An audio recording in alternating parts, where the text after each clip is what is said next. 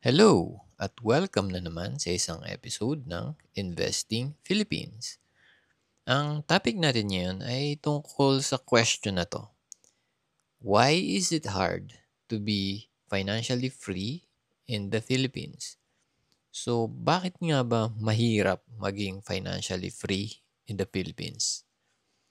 So, sa tingin ko, merong tatlong reason and pag-uusapan natin yung tatlong reason na yun as well as kung ano yung pwede mong gawin para maging financially free ka. Okay, so ang unang reason na nakikita ko kung bakit mahirap maging financially free sa Philippines ay iyong culture. Okay? So sa atin, meron tayong tinatawag na sandwich generation. So isa na ako dyan. So sandwich generation, ito yung tawag sa generation natin na merong inaalaga ang sariling pamilya, pero need pa rin nilang mag-support sa mga parents nila. So, yung mga tumatandang parents. So, isa ako dito, no? Isa akong sandwich generation and meron akong sarili kong family and nagsusupport ako sa mga parents ko. So, for context, ang aking father ay isang mechanic and ang aking mother ay isang housewife. And nung ngayon, in present condition, medyo may edad na sila and nagkakaroon na rin sila ng mga sakit. So, signs of aging. Yung father ko nagka-stroke siya and mother ko medyo lumalabo na yung mata. So, as an eldest son, ako yung parang kailangan mag-support sa kanila. And hindi ko naman sila puwedeng iwan. And at the same time, meron akong sarili kong family na kailangan mag-provide and kailangan kong isipin yung future. So, ito yung kadalasan na na problem natin, yung generation natin. Hindi tayo maging financially free dahil ang dami nating sinusuportahan. And mahirap makapagtipid or mahirap mag-save ng pera na yung parang hindi mo pa rin makita yung yung liwanag kumbaga. Kung matatapos ba talaga yung pagtitipid mo, ganyan. Parang hindi natatapos yung gastos, hindi ba? So, ayan. So, sasabihin ko sa inyo yung experience ko para makawala dyan sa trap na yan, yung parang rat race ng pagiging sandwich generation. Okay, so sa next item naman or sa next reason kung bakit mahirap maging financially free sa Philippines. And second is yung mindset ng mga Pinoy when it comes to money.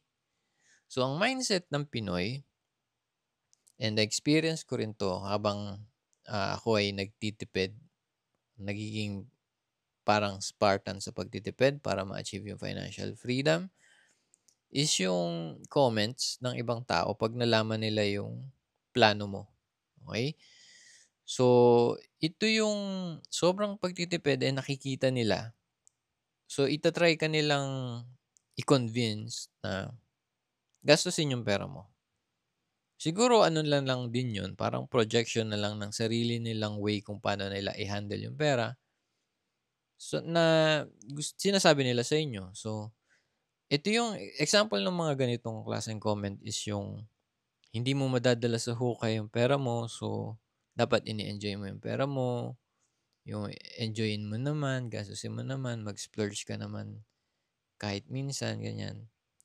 So, ito yung mga comments. Kasi yung mga Pinoy, 'di ba, mahihilig tayong mag-enjoy sa pera natin. Sabi nga nila, masiyahin daw ang mga Pinoy kapag may problema. And nakikita naman 'yun kapag ah, need mong gumastos. Kapag may kasal, magagastos. Kapag may piyesta, kapag magpapasko, September pa lang, nag-i-start na sila, di ba? So, yon kapag when it comes to enjoying talaga, hindi mauubusan ng pagkaka-enjoyan ng mga Pinoy. Ah, basta kailangan ng pera pang-enjoy, meron silang maiisip at maiisip na gawin. So, ito 'yon. So, ilagay ko dito which is second is yung, ah, mindset ng Pinoy.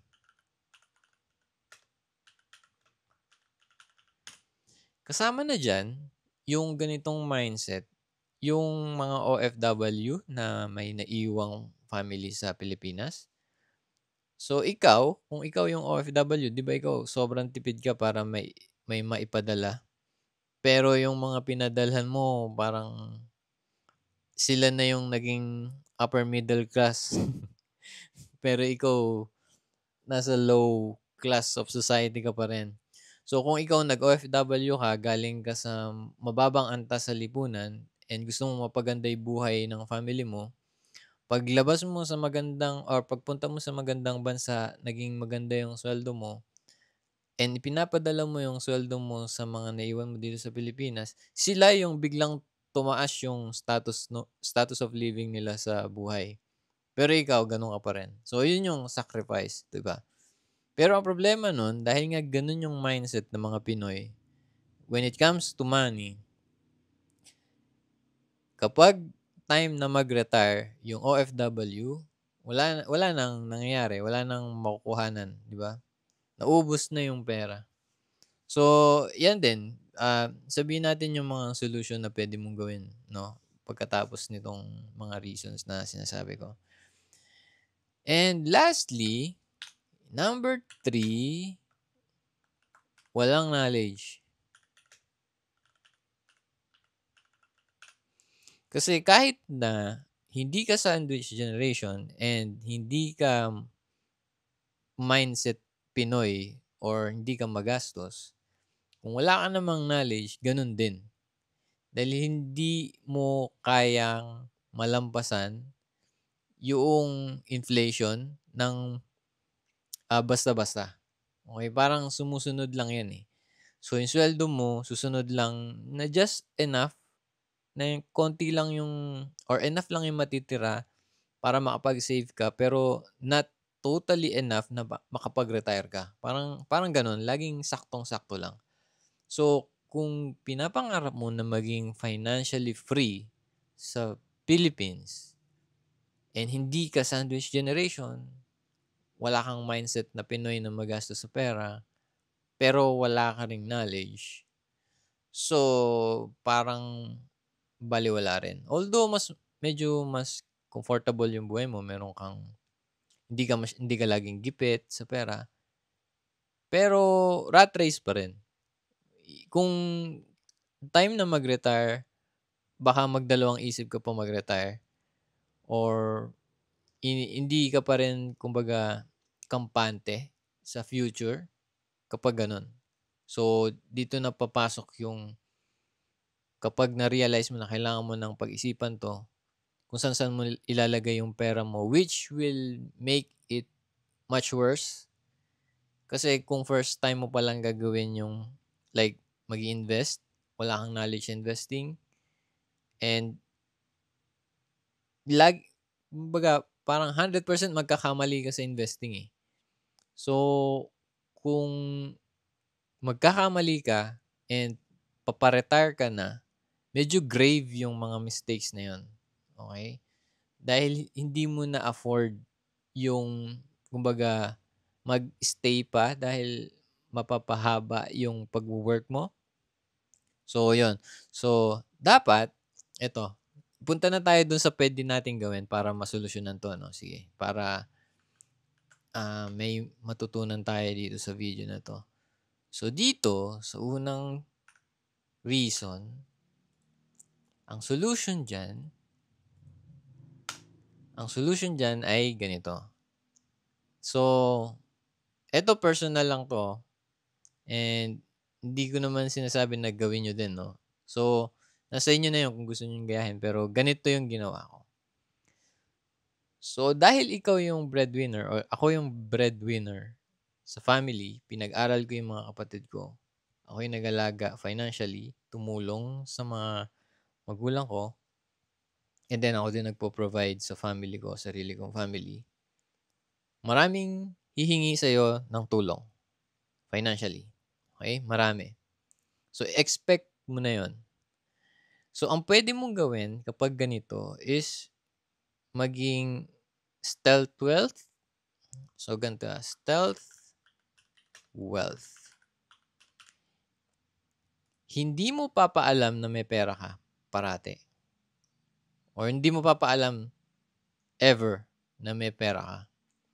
So, lagi kang magbibihis ng sira-sira. Lagi kang sabihin mo, wala kang makain. Yung itsura mo mukhang gusgusin, ganyan. Di, ito na yung sinasabi ko, hindi para sa lahat, no? Lalo na sa mga kababaihan dyan. Pero ako kasi ginawa ko to. So, kapag, kunyari, wala kang sasakyan do, so namamasahe ka lang, so nakikita nung mga taong nakadepende sa'yo kung ano yung dinaranas mo. Okay? So, yung iba dyan, mahihiya na magtanong. O at least nabawasan na nagtanong. At least nabawasan na yung mga manghihingi sa'yo ng pera. So, para dun sa mga tao na hindi naantig sa drama mo, sa pagpapanggap mo na wala kang pera, ganito ang gagawin mo. Kapag nanghingi sila, no ka agad. Okay? No. Wala akong pera. Ganun laging sinasagot ko. Pag may nanghingi, wala. No. Ang gagawin ko lang is, kapag walang-wala na talaga, yung tipong na-exhaust na nila lahat ng options, dun pa lang ako papasok. Okay? So, kunyari, may si ate, yan, nanghingi sa'yo ng pera, kailangan daw niya ng pera, kung for whatever reason, importante man yun o hindi, sabihin ko wala. Okay? So, after nun, magmamasid-masid ako kasi yan, gagawa ngayon ng way yan para magkapera kasi kung kailangan nila talaga. So, ayan. So, habang ganun, magmasid-masid ka, pakiramdaman mo kung totoo nga na doon nila gagamitin and kung totoo nga na kailangan, doon ko pa lang i-offer yung help ko. Okay? Kapag last resort na. Ang reason doon is para hindi maging dependent sa'yo yung mga nakadepend sa'yo. Okay? And matuto silang mag-isip ng diskarte sa buhay. Di ko naman sinabing gumawa sila ng illegal, no? Siyempre, titingnan mo rin, dahil nga ikaw na yung breadwinner, tingnan mo yung nakapaligid sa'yo kung gumagawa ng illegal dahil kulang sa pera. Pero ang idea doon is, wag mo silang palakihin na nakadepend sa'yo or every time na makaramdam sila ng konting hirap, hihingi na sila sa'yo. Kasi usually ang nangyayari, konting hingi lang, bigay kayo kaagad. So, nasasanay sila. Okay, nasasanay sila na, need ng pera, hingi dyan, hingi kay kuya. Magbibigay naman siguro, si kuya, mabait naman yan. Papadalan mo kaagad. So, hindi sila nasasanay na, na maging self-reliant. So, parang enabler ka na rin sa quote-unquote katamaran nila. Kung yun yung pinairal nila, kung bakit sila nanghihingi. Yun. So, yan. Stealth wealth at saka wag kaagad nag-give in. Although, syempre, kung dati nyo nang ginagawa na pinagbibigyan nyo kaagad, kapag nagbago kayo bigla, medyo magkakaroon ng ano yan. Medyo magkakaroon ng konting away-away, tampuhan. Pero, tandaan nyo pa rin, family pa rin kayo. Yan, syempre, magtutulungan pa rin. Kaya, ako, last resort lang talaga. Hindi ako nagbibigay kapag hindi nila at least tinry na maghanap ng way para masolusyonan yung problem nila. Usually, minsan hindi naman need ng pera eh, di ba? Need lang ng help ng ibang tao, ganyan. Di naman lahat nadadaan sa pera. And kung meron man na kailangan lang talaga ng pera, and malay nyo, meron palang entrepreneur sa inyo, di ba? Dumiskarte na siya ng sarili niya. Hindi natin alam. Hindi natin masusubukan kung hindi ita-try. Okay? So, yun yung solution ko sa number one. Number one, huwag niyong sanayin na yung mga nakadepend sa inyo, kaagad na masanay na humingi sa inyo ng pera easily. Okay?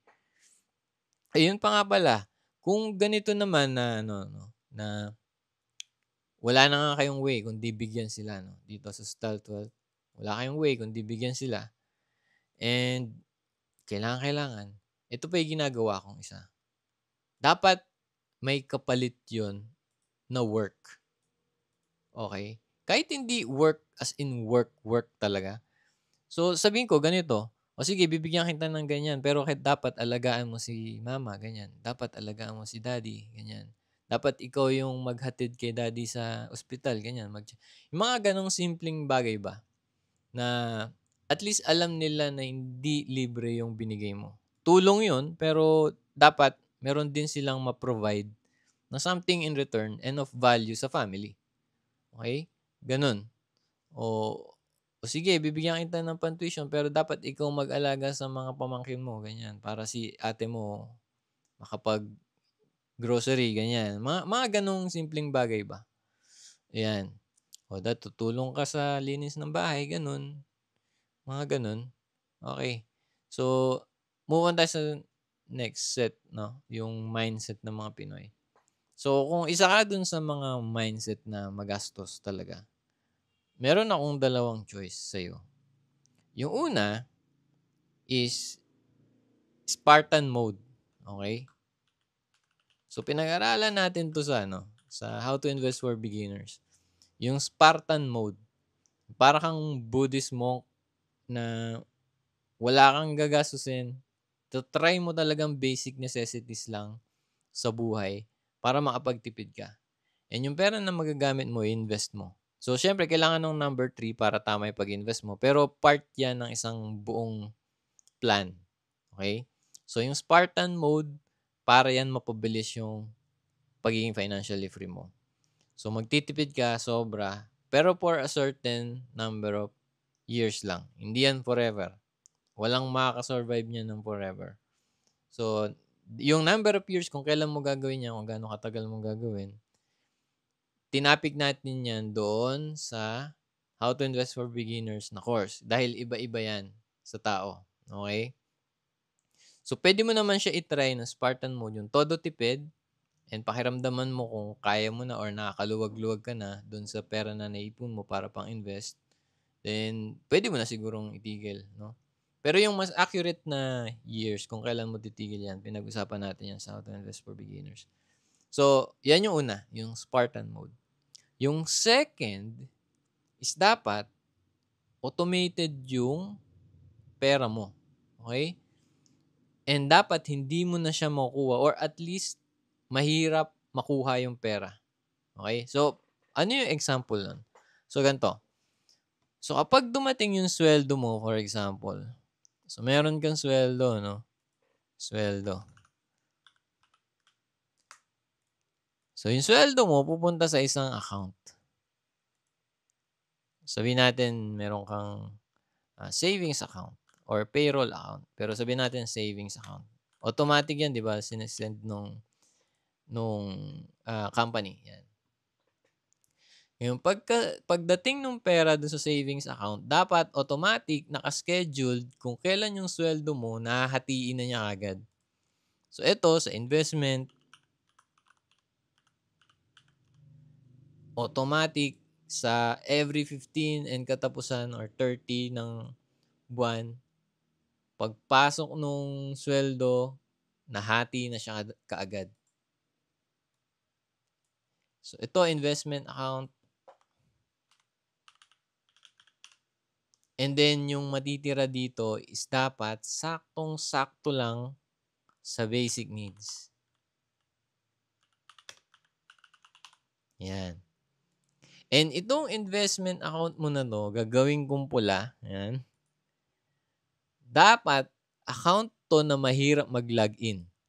Recommend ko yung BDO dahil mahirap mag-login sa BDO. Ayan. So, itong savings account mo, gawa ka ng account sa BDO, napakahirap mag-login dyan. So, hindi mo na makukuha yung investment account mo or tatamarin ka na mag-login. Dahil ang hirap ang hirap mag-login sa bangko na yan. So, hayaan mo lang na nandun, lumalaki, hindi mo na pinapakialamanan. Every swelduhan, may napupuntang pera kaagad. Okay? So, ito na lang yung lagi mong gagalawin, yung account na to, na kung saan nandun yung basic needs mo.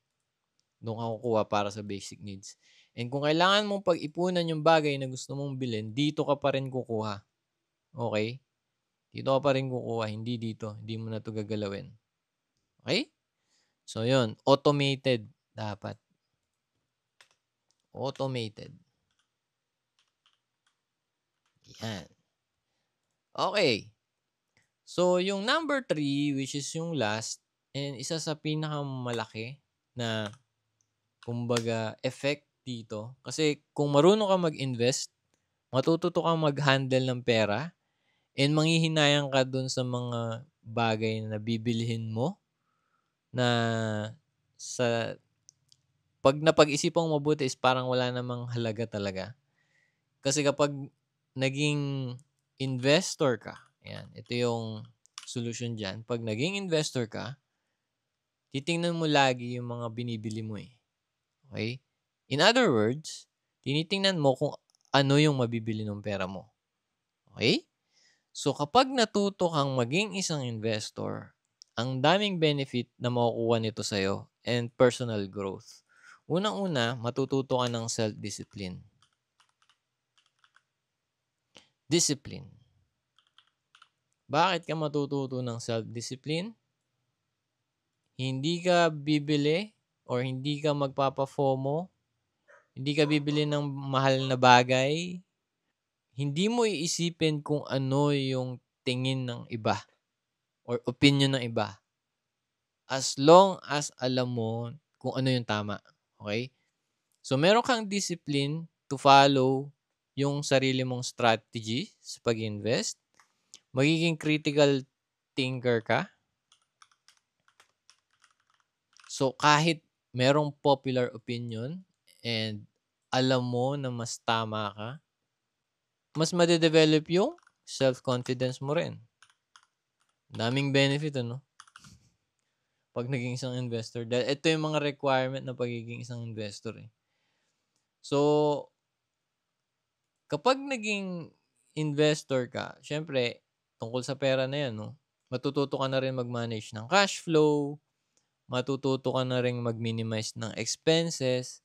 Kasi sa'yo, ang tingin mo ngayon sa personal finance ay investing na.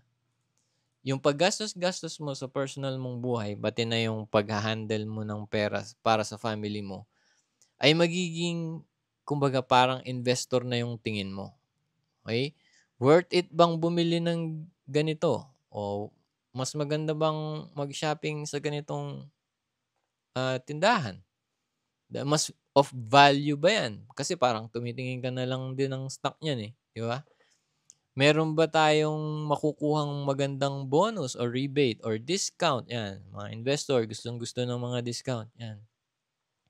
And hindi lang yun. Meron pang self-development na mangyayari.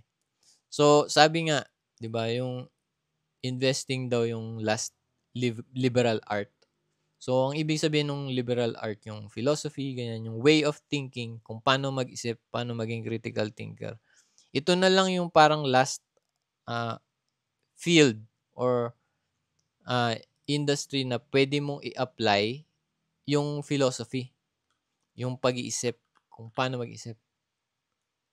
And marerewardan ka pa kapag natuto ka or kapag tama ka. So, pagiging objective ng tingin sa mundo, yung pag-value ng opinion ng iba, and ayun, paghanap ng truth. Diba? Pagtingin ng truth sa mga bagay-bagay. So, yan. Ang daming benefit ng pagiging isang investor, hindi lang financially, pati yung parang character development na rin. So, yan. Medyo sobra-sobra na yung makukuha mong benefit sa pag-invest. Eh, ang kailangan mo lang naman maging financially free, di ba? So, yan. Yan yung sa tingin kong mga solution. Yan. Gagawin natin green. Yan yung solution. Mga benefit. And ito yung problem. Yan. Oh, red. So, yan. Bakit mahirap maging financially free sa Pilipinas? Dahil sandwich generation, mindset ng Pinoy, and walang knowledge sa investing. So, ang solution dun is stealth wealth, knowledge sa investing. Yan. So, ang solution dun is stealth wealth, pagiging Spartan, or i-automate yung finances, and maging isang investor. Matuto mag-invest. Okay? Itong last part, pagiging isang investor, syempre, i-promote ko na rin yung course namin, no? Yung howtoinvestforbeginners.com. So, meron kaming community and maraming mga members doon na willing mag-guide sa'yo. And kung kailangan mo ng inspiration, ang daming naging millionaire doon sa group namin na nag-start from scratch. So, maraming talagang makakasabay ikaw sa journey. Pero hindi mo naman kailangan mag-join. Okay? May mga libro na pwede mong basahin para maging isang investor. Tulad nung The Intelligent Investor. So, kung mag-start ka and ayaw mong join sa course namin, ito yung pinakamagandang book para dun sa topic ng investing. Ito na yung parang Bible natin sa pagiging isang investor. So, yan. So, yan yung aking opinion sa mga bagay-bagay. So, bakit mahirap maging financially free sa Pilipinas. So, kung meron kang natutunan sa video na ito, please like and subscribe sa YouTube channel para magtuloy-tuloy yung upload natin, no? And shout out ko na rin yung mga tao na nag-comment sa previous video. Ayan, ilagay ko sa screen. Ayan. Maraming salamat sa inyo. And ito na naman po, para sa susunod na video na lang ulit tayo magkita-kita. This is Wayne and thanks for watching.